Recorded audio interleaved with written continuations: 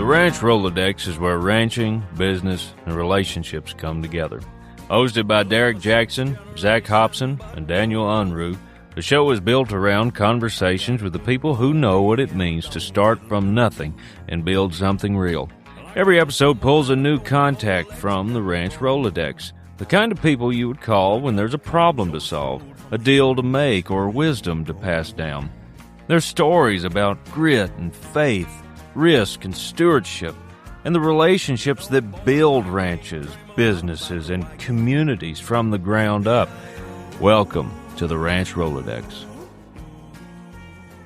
Welcome to the Ranch Rolodex podcast. Today we have the ladies. We have ranch moms, ranch wives, women in ag they wear many hats, whether it's homeschooling or entrepreneurial or just helping on the ranch. We've got ladies here who do a little bit of everything. And so Derek and I were making a list of all of the people or topics that he wanted included on the podcast. And one of the things that I said was you need to get the ranch wives on there because they're the ones that get a lot of stuff done.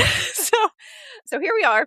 I've got 4 other ladies here today, all of which have different experiences in this and have kind of carried that load in different ways. And so the goal of today's episode is to talk about things that have strategies that have actually helped us, either made us more efficient or helped with mental health or just helped us get the stuff done that we need to get done. Because it's a lot different when you live on a ranch than if you live, in town or, don't have all the chores to do and all the things to keep up with. It's a different life.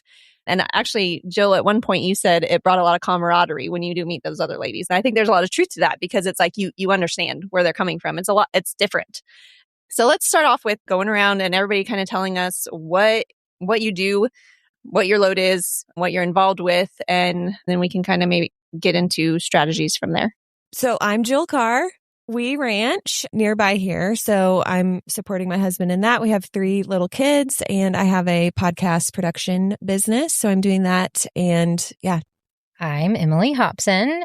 Zach and I co-own Hopson Cattle. We have a fence business, T&K Fence, and then I am the owner of Agriculture Consulting, which is an HR ag advisory firm, which sounds fancy, but it's just me.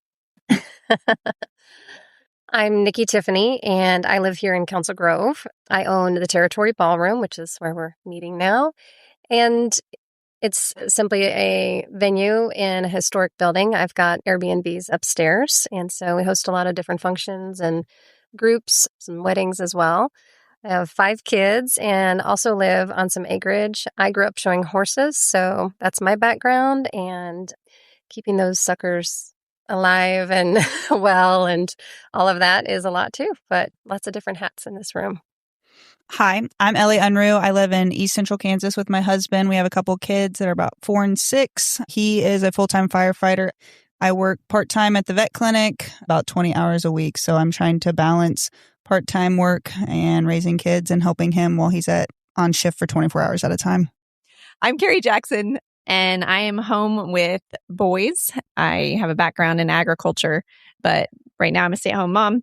I do graphic design during nap times and do silversmithing and then help with different stuff on the ranch. And just, I think the thing that we all have in common is we are out there by ourselves a lot.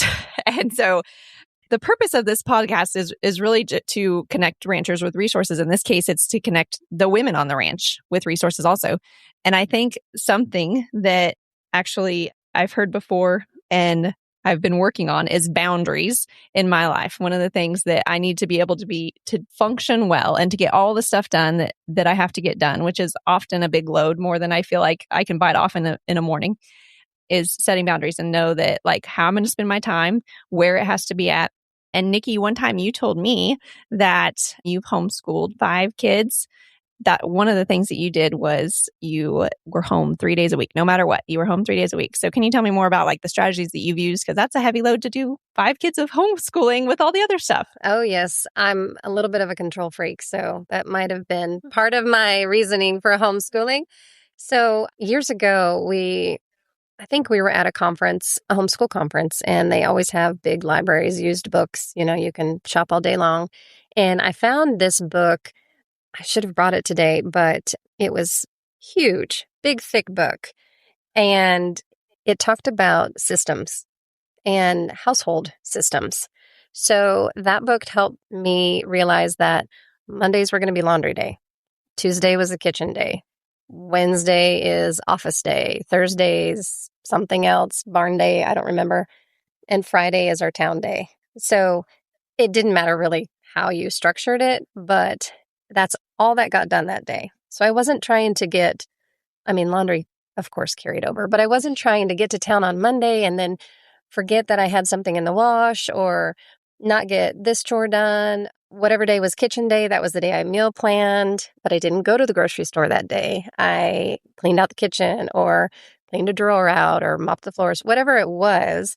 That's all I did that day. And so again, to the boundaries, knowing that each week everything was going to get tackled, it just didn't have to happen all in one day, or I didn't have to do it all the things in one day, every day. And so that was really simple, but it changed just how I structured our time. And so a lot of questions I've had are about co-ops and do you participate in this co-op or do you join up with other homeschool families? And I said, I really don't, because if I'm gone, everything else trickles down or it falls apart, or it's Friday and I really need to get back to town to go to the bank because I didn't do that while I was in town. And, it just really helped me get organized. And so that was my big takeaway from when the kids were super little, and just making them also memorize. And now as teenagers, they're like, okay, Monday, here's my laundry, or, I'm bringing it up. And we're still working on a lot of that, but at least the structure's there, the foundation's there. Yeah. I think that's one of the things that, obviously none of us are perfect. None of us have it all figured out, but that's a really big one. When you say yes to something, you're saying no to something else. And so you only have 24 hours in a day. And so what can you realistically accomplish in that day? While also, kids majorly affect that and like what your free time looks like, or, you just have to be so intentional with it. Jill, you started this podcasting, what do you call it? Editing business, or podcast production. Yeah. Business, okay. Whatever you want to call it. So you're doing that. And Emily, you're doing the agriculture, the HR type of stuff. So I don't know, Jill, you want to go first? How did you get to the entrepreneurial state? Like what brought you there and why? Yeah. So it was our lifestyle, honestly, and having our first kid. So at the time I worked in town when we had our first child. And by the time she went to daycare, well, I had maternity leave and then came back and I'd see her for an hour every day. And by the time she went to bed, and I was like, it was really hard. So that's when we looked into part-time or different options. And I discovered the world of freelancing. So at the time, that was in 2019, I became a virtual assistant. And so just so that we would have flexibility and more time together, because by the time, drive into town and so that's kind of how that all started, and then eventually pivoted into podcast production full time.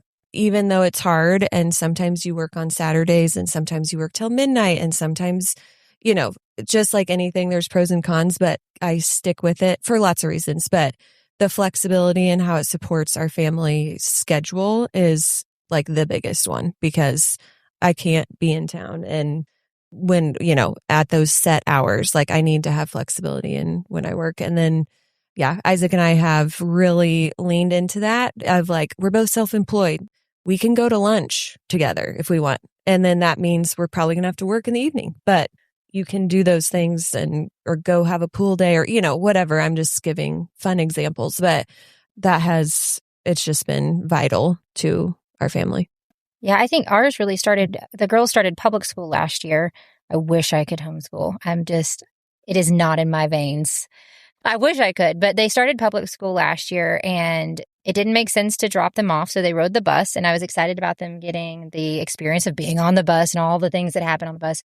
But it then presented a challenge because they got off the bus at 3:50 and I didn't get off work until 4:35. And so obviously a pre-K and first grader can't be at home alone. And my in-laws are right there and they help me when they can. But that's really when it hit me that it's important that I'm home for them. And when they come home and they've had a hard day, do I want them to come home and be able to talk to me about it? And so that's where agriculture was born in our EL meetings. So the three of us are on the board at EL, and that's where that was born. And it took me about 2 years before I was really confident to do it full time. But I can't say that I've done it during the school year yet, but it's been so nice and stressful to be home with the kids this summer. And it's the way I keep describing it is coming home from the corporate job and working for ourselves and being home and present more is like a weighted blanket being lifted off of my brain. Like it's just been a wonderful experience. So I think being a better mom is something that really stands out to me with these different things because it's like, I'm right there with you. Like,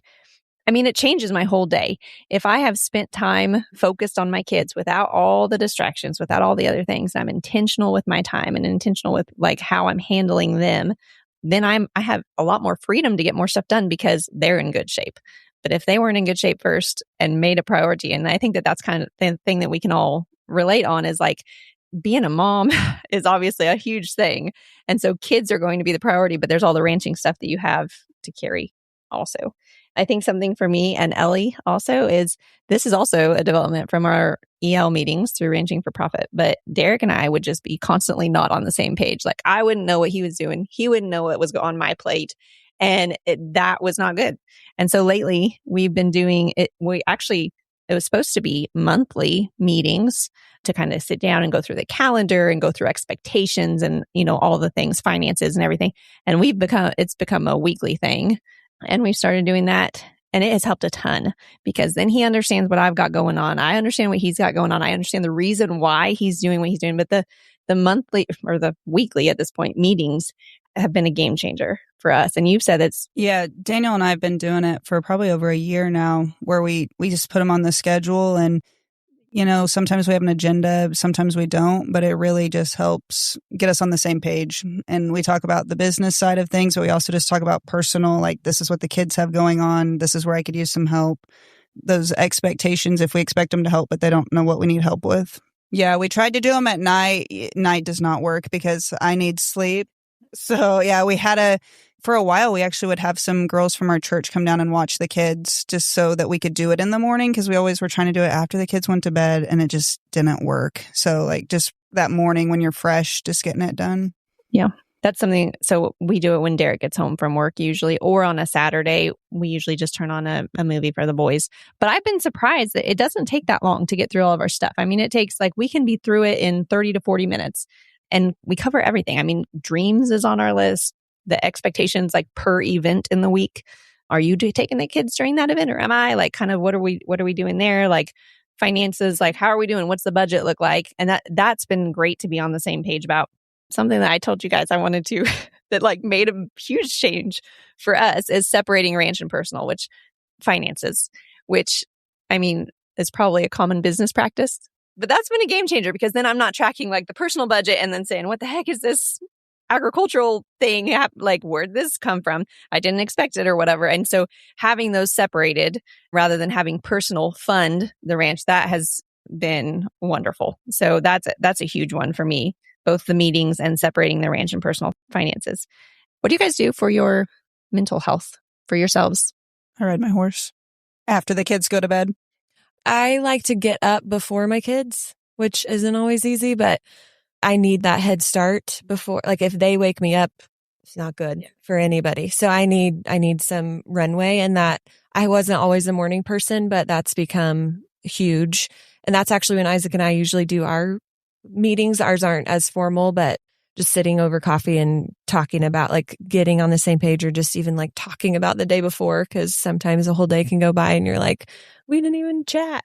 So yeah, I like to get up a little bit before them. And whether it's reading my Bible or working or walking or something, maybe just sitting and drinking coffee and chatting is really helpful. I love what you're all saying because I think that one of the issues my ex-husband and I had was that there was this tug of who comes first. The kids are physically demanding. They require your attention. They eat up all the time. But if you're not making those intentional moments with your spouse, then they don't feel like they're first. And so I'm super impressed with you all. I think that's very encouraging. And I mean, the mental health aspect of that has got to be very cool. Well, I think it's easy to become, we'll say, ships passing in the night or roommates, if you're not, because the days just go and the kids and you're so tired. And so I think that's huge. And ultimately supporting the ranch and your lives is having that relationship. Daniel and I really have to be intentional because he's gone for 24 hours at a time at the fire station. And then the days that I work, I've already left for work by the time he gets home. And then we'll have like 4 hours together in the evening. And then he's gone in the morning before I get up. So like they'll go days. If we aren't intentional, we won't see each other for his whole tour, which is like a week long. Yeah. And then I don't know about you ladies. I'd love to hear. This was one of my struggles, has been being what I call the default parent as the mom. Yeah. Oh, here we go. And the mental load of it all. And so like one mindset shift is that we're on the same team. Cause I would get so in my head, like mad, and like, he's not doing anything wrong. Like he's not, and he always says, I'm not golfing, and not that there's anything wrong with golfing, but like he's working, and yeah. He's playing. I know, right? He's like, would it help if I didn't like it so much? Yeah, if you hated it a little, that'd help. No. But yeah, we're on the same team. And then I've been seeing this go around online as same goal, different roles. And that has helped me a lot of, I might be in when he has to run outside. Like a lot of my tasks are in the house, which means with the kids. And so I'm juggling my tasks and the kids, which is hard for me. But that helps me most of the time to have that reframe. Zach and I, a couple years ago, because I get very frustrated, just if you know my husband at all, like we are flying by the seat of our pants. But we were talking a few years ago, and it was like, I changed my mindset to, if he's not winning, we're not winning. And so we're winning together. And like that just helped me change my mindset of we're a team and we're going to win together. And it really, kind of like you said, different roles, same goal. That's really awesome. I like that. I had heard a while back to think of life as a trifecta race. And so if you bid on the 3 horses, it doesn't really matter which way they come in or across the finish line. Maybe it's the house this week. Maybe next week it's work. Maybe next week it's your husband or your kids, whatever the focus is, like we're in the same race. We're all winning. If we're all winning, then we won the trifecta. I love a good horse analogy. I think that's something that, the same kind of thing that you're talking about is just shifting to, I get to. That was one for me, is like, I would get so frustrated because it was like, especially in the wintertime when we first started doing the feedlot, it was like figuring out all the stuff that went with that between his day job and then coming home and doing that. And literally for like 3 months, I wouldn't see him and I would get so angry. But then I kind of changed it to like, I get to be with my kids this much, and I get to put them to bed, and I get stuff out of this that I'll be glad that I got, and so just changing it to like, rather than a complaint, like, what is the good that's coming out of this? This is a blessing. I know that it is. These children are gifts to me. And so kind of changing, I just think a mindset shift to like, we're on the same team. It's okay that I have a heavy load. Like, hard is not bad. I think too, it can be very isolating. So those thoughts come by and you're already alone, and it's really hard to know that you're not alone. And so walks for me were a big thing. Just going for a walk didn't matter really what time of day, just as long as I got outside and remembered what I appreciated about where I lived and the quiet for a few minutes. It was really helpful to me. I think that's huge. Like, it is helpful. Finding a time, whatever it is. Like for me, I think creating with my hands, like, doing something for yourself. And it's so hard to find the time. But like yesterday, I was like, they were just so noisy all day and I was exhausted. And it was like 2 p.m. I'm like, how are we going to make this? But I walked the 100 feet to the mailbox and I was like, they're inside. And just that little bit gave me some quiet, to just think and kind of regroup. And it's like, all right, we're good. We're good. And I came back and they're playing nicely together. And I was like, that never happens. But yeah, for me, it's like moving my body or creating are the two things that like help me so much. I've started doing the silversmithing, and it's like, at first I thought I was doing it. Well, I was doing it because it was never in the budget and I loved that kind of stuff. And I've kept like hardly any of it. I have like 3 pieces that I just love to make it. Like I love to use my hands and have time just to sit and putter a little bit.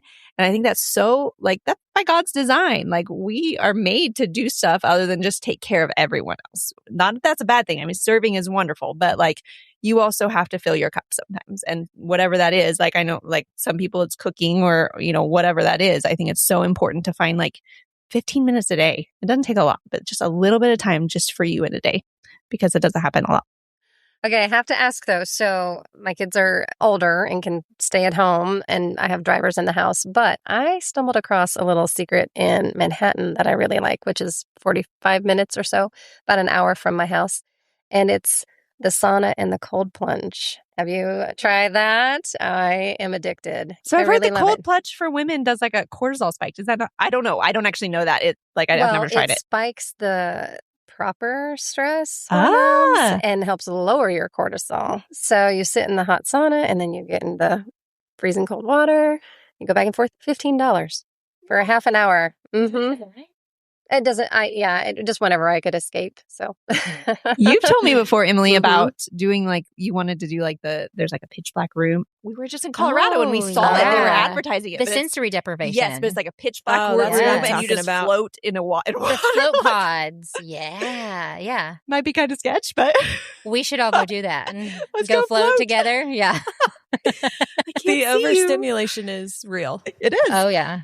Yeah. Being touched out. I've been kind of diving into the nervous system. Maybe this is too woo, but like really like being aware of, I am just at my wit's end right now, and kind of like learning tools to calm my body. Well, I think women in ag, we don't admit that. Yeah. We're taught to keep grinding it out or get gritty or stay tough or, you're just staying at home. Like, what's the big, What are you doing? What are you doing with your time? Exactly. And so, going through my divorce and just understanding my body more. It was a lot. It was really good. Yeah. So, and I was going to say that too. I think that's been really hard, and I don't have an answer of being that support role, being like, this is I'm so grateful that I can, do this, and while he's working all day long and stuff, and also voicing your needs, Recognizing. and saying like, and kind of having some give and take. And again, I don't know the answer to that, but I think that's been hard. Of at what point do you say, I got it? Like I can sacrifice, I can push hard, and also, okay, actually, I need a day. Tag out. Yeah. And so that's just been, again, kind of just that camaraderie of like that people that get it. Cause as a mom, I definitely get to those points where it's like, before kids, I could type A, I can chip out like a ton in a day. Like, and then when kids come out, it's like you're always needed, especially when they're little. You're always needed. Somebody, like, you don't get 5 minutes with somebody not needing you. And so there gets to be points where I find that I'm reacting too quickly. And it's like, all right. So then I'll usually tell Derek, like, this is a need. I need a break, whether it's 20 minutes. Let me go walk to the corner and back. Like, it's not very far, but it's not a one anymore because it's affecting how I'm mothering, and I can't do that. And so there's been times where I don't have somebody else to do that, to take over the kids. And even in those situations, like going outside, even getting the kids outside, like, it changes things, or in water. I've heard that before too. And I think there's truth to that. Like, get them in the bathtub, get them in a pool, but either get them wet or outside. And like, I don't know about I'm sure it's some sort of a sensory thing, but it's like everybody does a little bit better. Even if you're still the one parenting, it's a little bit better. The first year Kyler was born, it was winter and we hadn't been able to get outside because it was cold. And I told Daniel I have to have something to get him out. So that's when we bought our first side-by-side, and it was life-changing because then we could go drive and just look at cows, just get outside. And they're like contained. Yeah, they're contained. Yes. There was a heater in it. It wasn't like we were freezing, but it was very helpful. Yeah. Well, I'm interested to hear your guys'. So I love my mama, but I don't ever remember my mom or dad showing emotion. And I may be causing my kids to have therapy later, but like, well, we all are. I think it's so important that they see mom has a hard time. Like, I've cried in front of my kids, or like sometimes I have anger. Like, I'm not perfect. And it's so important for me that they see that mom has emotions too, and it's okay. And like, they can express those emotions and we still love each other. Yeah. I mean, do you guys remember your parents having the emotions, or like? Well, and I think, or it was like, it was so uncommon that it was like no one knew what to do, to kind of say, I'm really frustrated, and my word is I need a reset. And so they all, or even if they are, like, that's something we'll say is, we all need a reset. And whatever that might be. And so I do think that's good and healthy that they can See that. know that, okay, She's human she's too. our mom, but she's having those feelings too. She's not going anywhere. She'll be back. Yeah, or, exactly. Maybe Maybe get out of the car on the side of the road for a minute. Give mama a minute. Yeah, let's get her a Coke and a candy bar or something. Do you remember those commercials, the Snickers commercials, like where the football coach was like, some weird, turned into some weird character, and then you're like, and then they eat the Snickers. I tell my boys that a lot. I'm like, do you need Mom's Snickers? hangry. But what a good thing though to like, because they're obviously going to deal with these emotions, the exact same ones that we are, and like, what a great thing to give them examples of how to handle it. Like, because you don't just endure it and then have a breakdown, because that's a lot of times what it leads to if you don't ever do anything about it. And so I think that's a really good thing for us to talk to them about our emotions and how to handle that. Like, let me show you, because I'm living it, We definitely don't have it figured out, but we're trying. Right. Yeah. It takes a while to get things that works for you. Like, I've been surprised. Like, obviously, Bo is 7. And so 7 years it's taken me to get to where, and I'm sure I've got a ton to learn yet, but it's like, why did it take me so long to figure this out?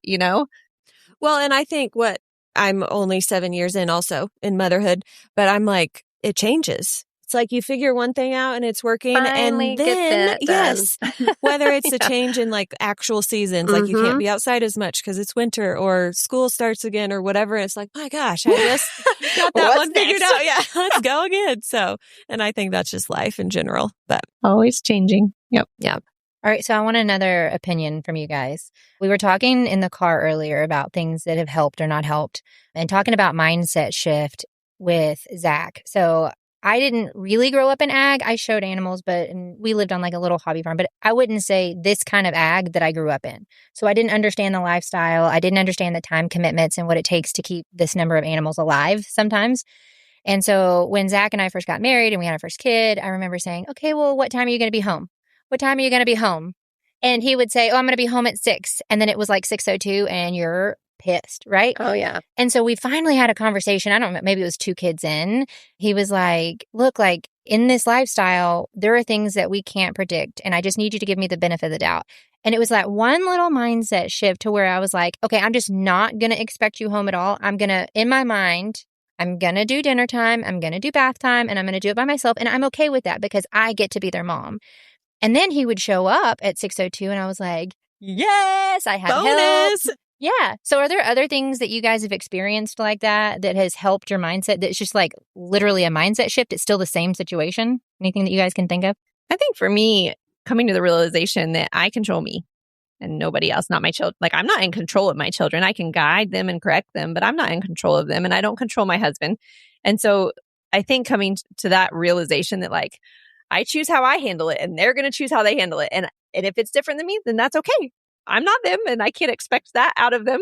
But that takes a whole weight off when I'm not trying to fix everything and make everybody perfectly do what I want, because I know that it's like, I'm hands off with that. I just take care of me. Not take care of me, but I control me. I can choose what my actions are and they can choose what theirs are. And I think that was a really healthy realization for me, is that I don't have to fix everything and make it exactly how I want it. I can just do that to myself. So, that's a work in progress. Yeah. It takes a lot. That's really good. Yeah. Not there yet. I think as much as I talked about systems a minute ago, I also had to change the thought of having a daily routine, not a schedule. So I did have to take the time out of it and know that, okay, we're going to do the same thing throughout the day, or, get up, brush your teeth, all the habits stay the same, but it might be 9:00, or maybe today it's 5 a.m. Whatever the clock said was kind of irrelevant. Yeah. Mm-hmm. So that's really good. That's a good one.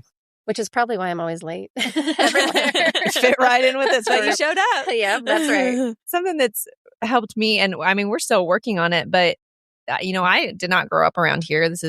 I've been here for 10 years since marrying Derek, but I didn't realize how much of a community, like, I've always been a major extrovert, like always loved doing stuff with friends. And then I move up here and we live in the middle of nowhere, it feels like. And there's just not a lot of people around, especially not a lot of people my age going through similar things or whatever, and purposely building a community. And like I said, we're still not there. It's hard to do. It's hard to figure out who your people are, kind of. But I think it's so important for women to have women, because you can't do it alone. Like my dad was actually telling me when we went out to Colorado last week, we got out into Western Kansas and it was just like, wide open spaces. He was telling me he had read, he just like knows history randomly, but he had read about something where they initially came out there for homesteading and they would build their houses in the middle of their land plot and everything around them was theirs. But then the women became stir crazy. They couldn't handle it. And so a lot of women like went literally crazy because they're there by themselves in the middle of their land. So then not long after that, they started building the houses at the corner of their land. So they had all the land behind them, but then it was adjacent to the neighbors. So they had each other. Oh, the nice. neighbors had each other. And it makes total sense to me because like, I think we're in a day and age in society where like we've got so many things messed up, but that's one of them is like, there is not a lot of community. It's like very isolating. You're on your phone and that's where you get your friends at, it's like, that's not what our souls need, and my parents have a bunch of Amish that live near them. They are getting that right. I mean, they have community so figured out. It's awesome. And it's like, I think that's something we've got to do a lot better at is purposely developing community. And you do so good at that, Nikki, with the stuff you host here at the ballroom. That's only recent though. Really? I mean, we bought the buildings in 2020 and I opened for business in 2022. And the gathering that I had last fall with all of you gals was like my first girl thing. I love it. My first like, I'm going to invite all the women. And I got some pushback in the community. Why just women? Why just women? And I said, because I'm a woman. Leave me alone. And I'm the boss. Exactly. Yes. But I like hospitality. My house sits in the middle of the section and I'm like, or the quarter, but it just was always something I wanted to do. I was afraid, I guess you could say, to ask people to come out after church because, it's going to be a 20, 25-minute drive, which all in all isn't that much. But then you have the meal and the kids want to play and then it gets late and then they have to go back. I always just felt guilty, but I really wanted that. And so I'm super blessed to have this place in town where we can do that. But it hasn't always been that way. It is hard. Well, I think it's so cool that you've been so purposeful with using it for that because obviously, like, we stay quiet about this stuff, but I mean, I would say everyone here at this table needs that. Like, we need, and like, For sure. even if it is just texting and checking in on somebody, seeing how they're doing, like, I need that. I know I need that. And when I don't have that, it gets harder, especially when on those winter months when Derek's gone so much and stuff. It's like, I need my women then, because I get it. I don't know, there's all this like health and wellness optimization stuff, which is interesting and I think worthwhile. But one of the main things that has been a common denominator has been relationships and community and all of that. Like you can be doing everything you want, but that's like so important. Like we're meant to be in community. We're social beings. Yeah. And I feel that. But I also feel the conundrum of just the schedules and like, okay, if we do this, then then we're going to be behind on laundry or whatever. That's a bad example, but like you get in a rut. Yeah. And so I see how the rut happens and that it in the moment sometimes feels easier to not. And that isn't always easy isn't always the best decision. Oh yeah. I've done that. I've done that several times where it's like, but with littles, it's so hard. Or, I mean, even, like having people over at our house, it's like, there's a lot of stuff I would change about our property and stuff that I'd like to improve on it. And it's like, I just don't really want to host anything because it's not perfect. And it's like, no, like they don't care. Like I don't care about it at their house. And so I think using what you have to create a space for hospitality, regardless of what it looks like just come and eat together and build that relationship. I think that's so crucial for women. I mean, men probably need it just as much, but I know that I need it desperately. Yeah. It's interesting, the development. So I heard a story a couple weeks ago, I think it was when I was in North Dakota. Somebody was telling me about porches in society. And so we used to have these front porches, and that's where our community was. We would sit on the front porch. People would come, you would conversate. Well, and then society developed, and then we went to back porches. And so then it was a little bit more reclusive, private. Well, and then we put up the privacy fences, and now we're, really excluding. And so just the progression of porches in general and the history of the porch, I think, which is why, if you talk to any of us and you would build a home, you would say, I want a big front porch. And I think it's because we are we want the community. We want people to come enjoy our space with us. Mm-hmm. One of the things I also did was decide that our living room was kind of off limits for the kids. That was our front door entrance and kind of a little bit into the back door access too. But if that was kind of kid-free, like no toys, no crap on the floor, I didn't have to pick up every time somebody came over. I felt a little bit more comfortable saying, that's interesting. Come on in. It's vain, I know, but that was just, it helped me. We all feel it. I know. Realize, well, at least this room's clean. Yeah. We can sit here. Yeah. Don't go anywhere else. Don't look at my junk drawer. Exactly. Yeah. AKA the other rooms in the house. All the other rooms. All of them. But Don't the open living a room is closet. good. Mhm. Well, thank you, ladies, for coming on. I think that there was a lot of stuff that we talked about that was really good. Hopefully things that people can listen to and put into practice that maybe can help them start using it before we did, earlier in their journey than we did and get there faster. But anyways, I hope that these things can be added to your Rolodex for use in the future. Thanks for listening to this episode of the Ranch Rolodex. Remember that success in ranching and in life is rarely built alone. If this episode brought you any value, subscribe, leave us a review, and share it with someone who would benefit from it. Find us on Facebook and Instagram at the Ranch Rolodex for more conversations, behind-the-scenes content, and resources for ranchers. Until next time, we hope you learn from those ahead of you, encourage those beside you, and invest in those behind you.